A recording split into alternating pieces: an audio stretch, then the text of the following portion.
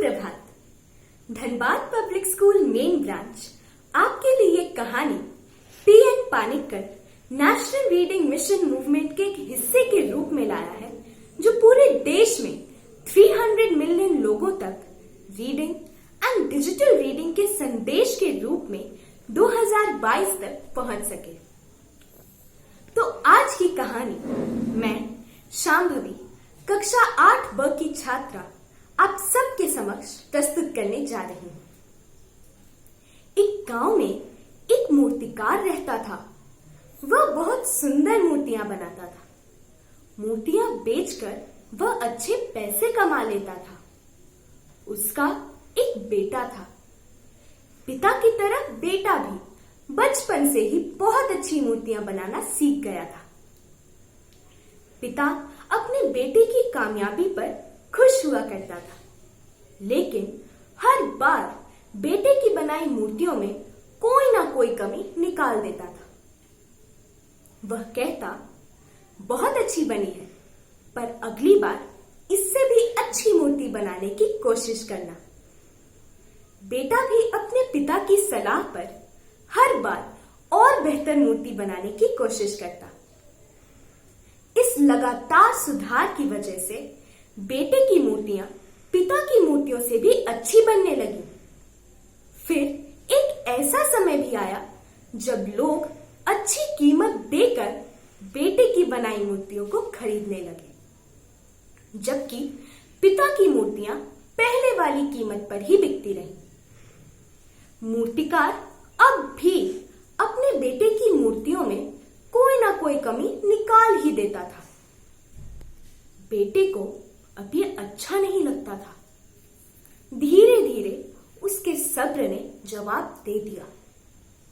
एक दिन पिता द्वारा उसकी मूर्तियों में कमियां निकालने पर उसने कहा, आप तो ऐसे कमियां निकालते हैं जैसे आप बहुत बड़े मूर्तिकार हैं। यदि आप में इतनी ही समझ होती तो आपकी मूर्तियां कम कीमत में नहीं बिकती। मुझे अब आपकी सलाह की कोई जरूरत नहीं। मेरी मूर्तियां बिल्कुल सही है। यह सुनकर मूर्तिकार ने बेटे की बनाई मूर्तियों में कमियां निकालना बंद कर दिया। कुछ महीने तो बेटा खुश रहा। फिर उसने गौर किया कि लोग अब उसकी बनाई मूर्तियों की उतनी तारीफ नहीं करते जितनी पहले किया करते थे। उसकी मूर्तियों की मांग भी अब कम हो गई थी। इस बात से परेशान होकर बेटा एक बार अपने पिता के पास गया और उसे अपनी समस्या बताई।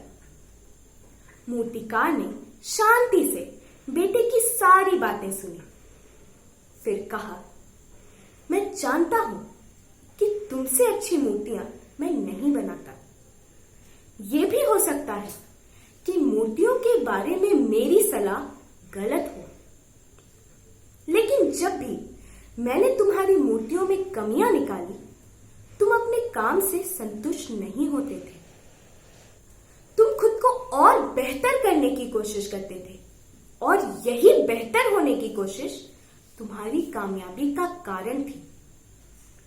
लेकिन जिस दिन तुम अपने काम से संतुष्ट हो गए और यह भी मान लिया कि अब इसमें और बेहतर होने की गुंजाइश नहीं है, तुम्हारी वृद्धि उसी दिन रुक गई। लोग तुमसे हमेशा बेहतर की उम्मीद रखते हैं। यही कारण है कि अब तुम्हारी मूर्तियों की तारीफ नहीं होती। यह सुनकर बेटा थोड़ी देर चुप रहा। फिर पूछा, पिताजी, अब मुझे क्या करना चाहिए? मूर्तिकार ने कहा, असंतुष्ट होना सीख लो। मान लो कि तुम में बेहतर होने की गुंजाइश बाकी है। यही एक बात तुम्हें जीवन भर बेहतर बनने की प्रेरणा देती रहेगी। तो अच्छी लगी कहानी? तो हम में भी हमेशा बेहतर होने की गुंजाइश रहनी चाहिए, और यही बात हमें भी आजीवन प्रेरणा देती रहेगी। धनबाद पब्लिक स्कूल आपसे आग्रह करता है कि आप भी ऐसी एक कहानी पढ़ें उसे रिकॉर्ड करें और अपने 10 सगे संबंधियों एवं दोस्तों को भेजें। चलिए इस पढ़ो और बढ़ो मैसेज को फैलाएं। अगले संडे हम फिर आएंगे एक नई कहानी के साथ। तब तक घर पर ही पढ़ें और बढ़ें।